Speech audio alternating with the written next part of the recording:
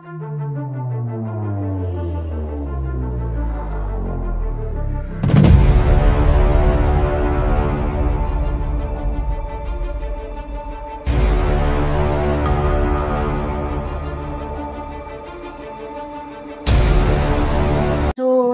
pa po ako guys, kaya nakita nyo naka-uniform. We call this here bata. Bata is parang laboratory gown, di ba? Pero yung yung pangbaba ay normal lang na pantalon. Kahit anong pantalon, maong o ano. Basta yung pang taas, magsuot ako ng parang gown. Working gown, o di ba? As caregiver, tagabantay, kailangan natin maging appropriate o maging proper sa ating kasuutan kasi nagbabantay tayo ng matanda. So, ano bang pag-uusapan natin guys ngayon? Meron bang bago? Actually, si Chloe na naman ngayon ang ang spotlight sa social media. Parang nagpahinga lang siya ng 2 araw doon sa pagbatikos niya kay Mamang, back to you 10 times. It is just the universe law, di ba? Kailan lang yan na post? Last week, parang mga ilang araw lang nakalipas, 2-3. Ito na naman, maingay na naman ang ating mga netizen sa social media dahil sa kay Chloe ulit. Dahil umattend sila ng isang event.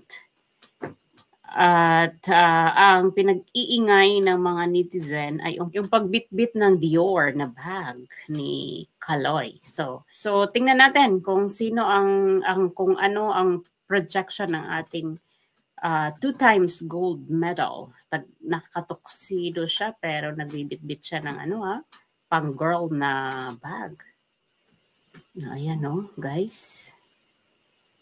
Toksidong-toksido yung datingan pero siya guys, taga-bitbit ng Dior na bag na pangbabae. Naging maingay muli ang social media dahil yan nga daw, spotlight sa event ay si Chloe pero ang invited daw ay si Carlos. Kaya naiingayan na naman yung ating mga anti-Chloe ay naglabas ng kanilang mga saloobin na lagi na lang daw pabida. Lagi na lang siya yung nasa highlight. Wala na tayong magagawa guys, ganyan na ang role niya. Kasi yung frustration niya noong kabataan niya na hindi siya sumikat ay hindi niya nakuha. Kaya kayo naman, ngayon lang naman nagkaroon ng pagkakataon ng kasikatan ay mag-iingay pa kayo. Pabigay na natin yan. At para makuha niya ng buo kasi ganyan naman talaga siya, 'di ba? At alam niyo guys, sa mga hindi mga nag-YouTube, yung mga hindi nag-content creator, minsan may mga personalidad sa social media na mas gusto nilang binabati ko sila. Katulad ni Chloe, isa siyang social media influencer, 'di ba? Malay natin, gusto niya talagang batikusin siya dahil the more haters, the more subscribers, and the more viewers.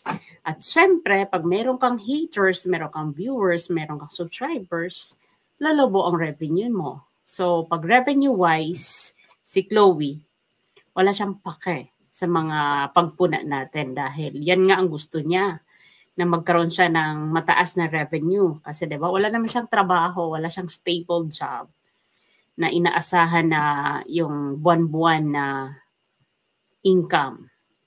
Wala siyang ganun eh. So, dun lang siya kikita sa kanyang mga social media account.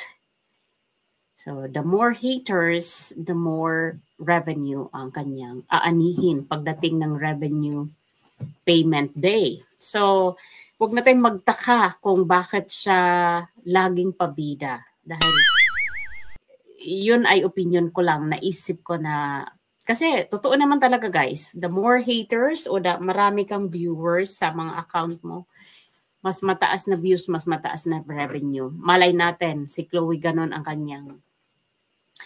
lang ang kanyang purpose kung bakit gusto niya laging magpapansin. Kasi unang-una, ang mga ganitong klaseng personalidad na nasanay na sa marangyang buhay, hirap na nilang ibaba yung kanilang sarili muli sa laylayan dahil natikman na nila yung karangyaan and they don't want to go back to their old life. So tulad niya na social climber, mahilig sa fashions, so she needs to level up para makuha niya talaga yung spotlight na gusto niyang makuha at nakukuha nga niya, 'di ba? Because of Carlos, kotang-kota na nga talaga siya. At kailangan niya pag-igihin yung kanyang pagpapapansin para consistent ang revenue. So ganun yun guys, sa mga hindi content creator, yung mga taga-comment lang. Kaya lang minsan guys, dahil dito sa kanyang pagpapapansin, at eto na nga, nagkaroon siya ng, pwede na natin siya ihalin tulad sa isang personality na mayroong thoughtless, o diba? Thoughtless attitude.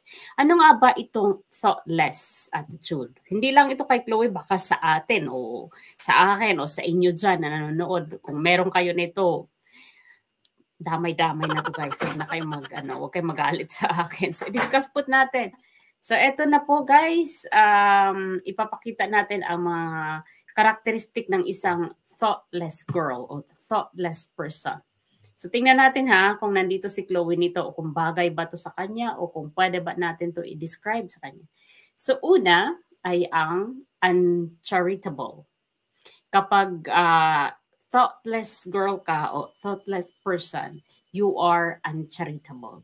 At ano ang ibig sabihin ng uncharitable? According to research, siya ay yung ang person's behavior nito or yung attitude nito towards other is unkind. Uncharitable or yung behavior niya daw is unkind. Hindi ka kind, hindi ka mabait.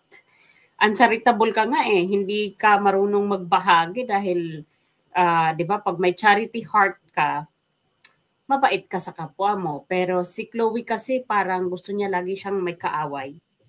Kasi hindi siya natatahimik. At ito yung nakakasira sa pangalan ni Carlos. Damay-damay dito si Carlos sa kanyang pagiging uncharitable o pagiging unkind. Kanino? First, sa kanyang mga magaging in-laws to be. Kasi hindi naman to dapat karakteristik ni Carlos. Kaya lang mataas yung hatak o malakas yung hatak ni Chloe, kaya nakuha na rin ni Carlos yung itong ganitong klaseng description sa isang thoughtless person. So next guys ay ang selfish, 'di ba? Pag selfish person tayo o si Chloe o si Carlos, sila yung ating sample. Sila yung mga person na active or sila yung mga person na their actions or motive are lacking in consideration for other, 'di ba? Pagka selfish ka, puro ka kabig. Akin to. Magkano yung nagastos mo, di ba? Kaya lumabas yung mga 750 pesos incentives because you became a selfish person. Naghahanap ka na kasi gusto mo akin lang. Siyempre, yung mga maka-Carlos dito ay magagalit sa akin. Magagalit kay Waray. Bakit? Siyempre, sasabihin ninyo dyan sa baba, kanya yan siya yung naghirap niya buwas buhay niya yan Diba? Yung mga ganon na mga mababasa natin dito sa comment section. For sure, meron dyan magko-comment. So, naging selfish po si Kaloy because of the girl na siya yung naghamon sa kanyang magiging to-be na tingnan natin pagkatapos namin ng Olympics as Paris. Ilalabas namin ang mga resibo ng mga withdrawals mo. Diba? So, they became selfish people kasi wala may mga galit sila sa puso kaya ayan kasama na niyan ang pagiging sakim. Pag galit ka, talagang mananahan sa iyo yung kasakiman mo o pagiging selfish mo. Next. So a thoughtless person is showing a reckless lack of care or attention. Headless ka. 'Di ba? Pag headless ka, wala kang iniisip na maganda kundi para lang sa sarili mo. Like katulad niyan. Naging headless ka because ayaw mong mawala ka sa atensyon ng isang taong nagbigay sa'yo ng focus, like, 'di ba, yung si Carlos, kasi 'di ba, parang till death do us part talaga silang dalawa. Sa Japan pa lang ay inseparable na sila. Kaya ang attention na ibinigay ni Carlos to Chloe ay hindi pwedeng masira ito. Walang makakapag-break nito kasi todo support boyfriend sa mga luho, sa mga lahat. Suportado siya ng kanyang boyfriend sa luho at sa mga aktibidad ng kanyang girlfriend sa social media. Kahit yung pananamit ng mga ng mga ilot-igot kita na supportive pa rin siya ni Carlos, 'di ba? Kahit yung manamit si Chloe ng mga ayan guys, pasensya na, lagi natin ipinapakita. Ewan ko kung meron pa ako dito, ha? So kahit mga ganyang pananamit ay suportado pa rin siya ni Carlos kasi 'di ba, sabi nga niya doon sa mama niya lumaki si Chloe sa Australia. Kaya yung mga akto niya ay aktong Australia. Kaya wala didepensahan niya yung girlfriend niya. Next guys is tactless. Ayan. So ito yung nangyari kay Miss I. Nabatuhan nila o parinigan nila sa social media. Ano nga ba ang tactless? Having or showing a lack of skill and sensitivity in dealing with others or with difficult issue. Pag tactless ka, like yung nangyari sa kanila, 'di ba? Hindi na na-control yung mga dila nila.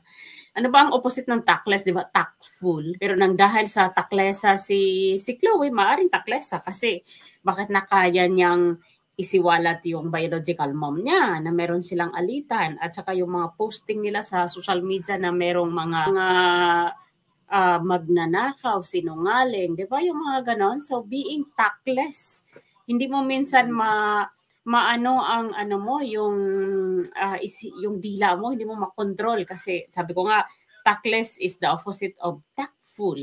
So kapag di mo makontrol ang dila mo, kahit hindi narinig sa'yo, isusulat mo talaga sa social media dahil yun naman ang uso ngayon, di ba? Ang pagiging tactless ay hindi lamang sa pagkarinig mo ng mga verbal words, pero tactless na rin para sa akin yung nagsusulat ka dyan sa social media mo na nakakasakit ka ng kapwa. Hindi mo alam yung mga yung mga birada nyo na magnanakaw, sinungaling, yung mga ganon, tsaka yung mamang 10 times back to you. It is just the universal law. Diba? Yung mga niya, parinig niya kay Miss I. Meron ba tayo dito niyan? Ewan ko kung meron. Wala yata na ako. Nabura ko na yata dito yung nila, batuhan sa social media ni Miss I de las Alas. Yes, wala na ako niyan. So next guys is ang pagiging careless. Ayan. So kapag careless person ka, you are not giving sufficient attention or thought to avoiding harm or errors. Oo, wala kang pakialam kahit nakasakit ka ng damdamin. Dahil careless ka, anong opposite ng careless? Careful, maingat. Maingat sa mga ilalabas na issue. Maingat sa pagbibitaw ng mga salita na makakasakit ng damdamin ng kanyang kapwa o mga biyenan-to-be. Because she's being careless, nasambit sa dila niya yung mga salitang hindi dapat niya nasambit. Hindi lang to kay Chloe, halos pareha silang dalawa ni Carlos, di ba? Kasi yung nanay niya, kaya niyang akusahan ng magnanakaw, sinungaling. So you are not careful of your words. At napakahirap, no, na kapag careless tayo sa pananalita, hindi na nababawi kasi nagkakaroon na siya ng peklat. Kahit matagal na panahon, kapag naging careless ka sa pananalita mo at touch ka o nakasakit ka ng damdamin ng iba, ng kapwa mo. So that would be in there already. Hindi na mabubura. Okay, so next po ang pagiging inconsiderate. Ayan, ito po talaga yung word na nabugbog dito si Chloe ng mga vlogger o ng mga social media influencer. Dito talaga siya nabugbog sa word na to. Chloe is a very inconsiderate girl. Because what is inconsiderate? Thoughtlessly causing hurt or inconvenient to others. So, ganyan siya. Lahat ng kanyang mga sa social media ay nagiging inconsiderate siya because wala siya. Sabi ko nga kanina, babalikan ko, maybe nananadya na ito si Chloe na gawin niya to kasi syempre, kikita siya dito, the more basher, the more viewers, the more subscriber, follower, the more revenue to come during payday. Next po ay ang insensitive. So ano ba ang insensitive? Showing or feeling no concern for others' feeling. Kapag pag insensitive person ka, wala kang pakialam no na yung damdamin ng iba ay nasasagasaan mo na because you are being insensitive to your words, to your actions, and to your response. Kaya kahit matapakan mo o masagasaan mo yung mga tao, lalo na yung kanyang mga binan-to-be at sa kanyang mga in-laws to be, yung mga, siyempre kapatid ni Kaloy, mga in-laws, mga auntie, uncle, mga lolo, lola ni Kaloy, for sure, nasagasaan niya yon dahil hindi naman direct lang kay Mrs. Angelica yung kanyang mga patama. Though si Mrs. Angelica ang pinakapuntirya niya, pero it is addressed to the family. Kasi hindi naman pwedeng si Angelica lang ang masaktan dahil lahat yan ay dadalhin ng pamilya. Lalo na ng nanay ni Angelica, syempre pag nasaktan si Angelica, kampihan ng kanyang nanay at ipapacify or iko-comfort. So damay-damay itong pagiging thoughtless natin minsan, lalo na si Chloe dahil sikat sila eh. So ngayon, itong bangayan sikat sa sikat. Who is that sikat? Miss I. And who is that sikat na kalaban ni Miss I o kapalitan ng mga parinigan is si Chloe because they are the same, sikat. So ngayon, ang dito, ang nakakapanghinayang guys, kasi yung ating golden boy na si Kaloy ay lalong pabulusok o lalong pababa yung parang kumbaga kung sa rating, kumbaga sa mga kandidato, yung rating niya is pabagsak. Imbis na iboboto siya na manalo, parang hindi siya iboboto. Pabagsak yung kanyang rating. So ngayon, yung nangyayari, hindi man natin na maalis dahil talaga naman siya na talaga ang titulo o titulado ng 2 gold medal. So ngayon guys, ang nangyayari is itong ating titulo ng medalya ay nawala siya sa limelight dahil lahat ngayon ng pinag-uusapan ay damay siya. Kahit gawain lang ng girlfriend niya, damay-damay silang dalawa kasi syempre lagi silang magkasama. Katulad niyan, nag-i-enjoy sila sa mga event. Pero 'di ba kung isa kang may pusong anak na marunong magtanaw ng utang na loob sa magulang, you are not going to be a person na nag-i-enjoy lang sa sarili mong sa victory mo. Dapat pag ganitong mga importanteng itong tagumpay na to, hindi to basta-basta eh. Hindi lang ito yung pangkaraniwang tagumpay ng isang athlete natin dahil international competition yung kanyang dinaluhan. At nag-compete siya ng iba't ibang mga bansa nag-compete siya na iba't ibang bansa ang kanyang nakalaban. Siya yung nagtagumpay. Ngayon, ang naiisip ko kapag si Carlos at saka si Chloe nasa mga bunggang event, like yung mga ganyan na naka-red carpet sila o nasa mga sosyalan, na sila lang dalawa. Lagi ko naiisip yung magulang ni Carlos. Ewan ko kahit anong gawin ko na ialis ko yung isipan ko kay Carlos at kay Chloe para hindi para hindi maapektuhan yung damdamin ko bilang isang team parent, lagi ko talaga maisip yung nanay niya. O, diba? So, pag mga ganitong nakikita mo na silang dalawa enjoy na enjoy sa mga ginagawa nila, habang yung magulang nila pareho nagsasuffer. Nagsasuffer yung mga damdamin ng mga magulang nila. You know what? Kasi, ayan, kitang-kita naman kung gaano sila dyan kabungacious, kung gaano sila ka-elegant sa mga event ng kanilang dinadaluhan. Pero ang ano kasi dun is, parang yung nanay naman ni Kaloy at mama ni Chloe, for sure naghihirap ang damdamin ng mga yan kasi ano ba naman tong kasikatan ng anak nila, yung parang sikat nga sa social media, pero paano sila? Bakit sila tinatalikuran? Do you think kompleto yung kanilang kasikatan kung merong mga nasasaktan? Kasi di ba may the more na nagsasaya ka dyan sa pag-expose mo sa sarili mo sa publiko, the more naman na nagsasuffer yung damdamin ng mga taong nasaktan mo. Kasi this is my opinion ha. Ang iba alam ko magagalit na naman ito. Pero ganun talaga yun kasi ikaw ba naman, let's say umattend ka sa isang ganito, yung mga ganitong event, pero hindi mo kabati ang magulang mo. 'Di ba? Kaya nga hindi sila tinatantanan ng mga tao na ayan, puro kayo bihis, puro kayo party doon, party dito, puro kayo pabongga, puro pag-iinarte. Yun yung mga comment diyan na nababasa ko sa vlog na yan eh. Puro patama kay Chloe na puro kaartihan pero hindi bati ang magulang. Laging damay ang magulang nila.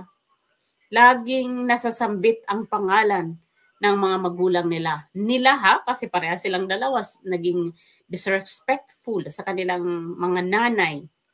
Mga nanay ang mga sinaktan ng kanilang mga damdamin. Mga sinaktan, mga nanay na mga damdamin ng kanilang mga nanay ang nasaktan, ang nasagasaan nila parehas. Kaya yun ang nangyari guys, na hindi talaga magiging perfect ang comment section ng bawat vlogger na nagbablog dito sa kanilang dalawa kung hindi talaga sila magpapakumbaba at hindi pupunta sa mga kanilang magulang at manghingi ng sorry personal. So the more pabunggahan, the more event, the more party, the more haters. Kasi laging nakikita ang kanilang mga pananamit, laging nahuhusgahan ng mga tao dahil nga dun sa grabing napaka-ingrande nilang dalawa pero hindi sila nag-iisip na meron pa silang mga nasasaktan sa kanilang mga pinagmulan.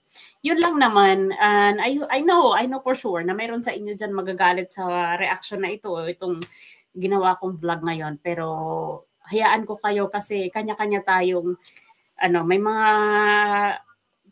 entitlement tayo to have or to give our own opinion.